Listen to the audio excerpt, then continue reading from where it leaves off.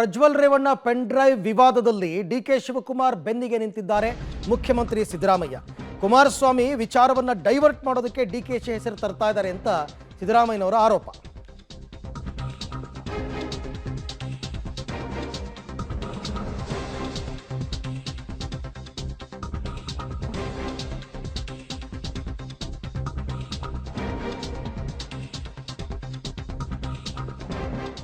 ಕುಮಾರಸ್ವಾಮಿ ಅವರು ವಿಚಾರ ಡೈವರ್ಟ್ ಮಾಡೋದಕ್ಕೆ ಡಿಕೆಶಿ ಹೆಸರನ್ನ ಹೇಳ್ಕೊಂಡ್ಬರ್ತಾ ಇದ್ದಾರೆ.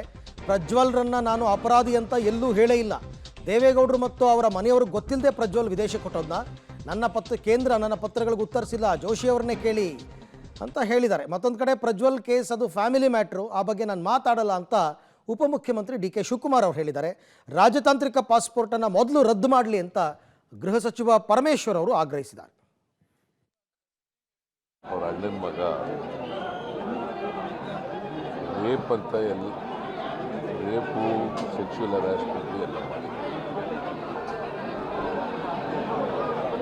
ವಿಡಿಯೋ ಬಿಡುಗಡೆ ಮಾಡಿದ್ರು ಅನ್ನೋದು ಇಂಪಾರ್ಟೆಂಟ್ ಅಲ್ಲ. ಯಾರು ರೇಪ್ ಮಾಡಿದಾರೆ ಅದು ಅಪರಾಧ, ದೊಡ್ಡ ಅಪರಾಧ. ಅದನ್ನು ಡೈಲ್ಯೂಟ್ ಮಾಡೋಕ್ಕೋಸ್ಕರ ಕುಮಾರಸ್ವಾಮಿ ಏನೇನೋ ಮಾತಾಡ್ತಾ ಇದ್ದಾರೆ. ಡಿ ಕೆ ಶಿವಕುಮಾರ್ ಮೇಲೆ ಹೇಳೋದು, ಇನ್ನೊಬ್ಬರ ಮೇಲೆ ಹೇಳೋದು.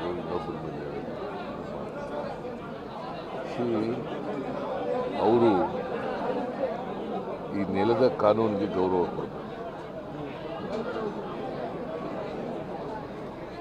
ಅವ್ರ ಅಣ್ಣನ ಮಗ ತಪ್ಪು ಮಾಡಿದ್ದಾನೆ, ಆರೋಪ ಮಾಡಿದ್ದಾನೆ. ಅದು ನನ್ನ ಅಣ್ಣನ ಮಗ ಅಪರಾಧಿಯಲ್ಲ, ಆರೋಪಿ ಅಷ್ಟೇ ಅಂತ ಹೇಳೋದು. ನಾನು ಆರೋಪಿ ಅಂತ ಹೇಳೋದು. ದೇವೇಗೌಡರು ಪತ್ರ ಬರೆದಿದ್ದಾರೆ, ನೀವಾಗೆ ಬನ್ನಿ ಅಂತ. Deve Gowda has written the letter to Kannada. I am sorry, it is a family matter. I don't want to intervene. ದೇವೇಗೌಡರು ಪತ್ರ ಬರೆದಿದ್ದಾರೆ, ನೀವಾಗೆ ಬನ್ನಿ ಅಂತ. Deve Gowda has written the letter to Kannada. I am sorry, it is a family matter. I don't want to intervene.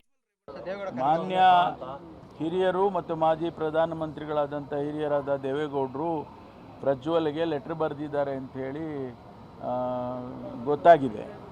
ಅದು ಅವರ ಕುಟುಂಬದ ಒಳಗಡೆ ಆಂತರಿಕವಾಗಿರ್ತಕ್ಕಂಥ ವಿಚಾರ ಇರ್ಬೋದು. ಆದರೂ ಕೂಡ ಸಾರ್ವಜನಿಕ ದೃಷ್ಟಿಯಿಂದ ಅವರು ದೇವೇಗೌಡರವರ ಮಾತಿಗೆ ಅಥವಾ ಅವರ ಪತ್ರಕ್ಕೆ ಗೌರವ ಕೊಟ್ಟು ಬೇಗ ಬಂದರೆ ಒಳ್ಳೆಯದು. ಕಾನೂನು ಕ್ರಮ ಮುಂದುವರಿಯುತ್ತೆ.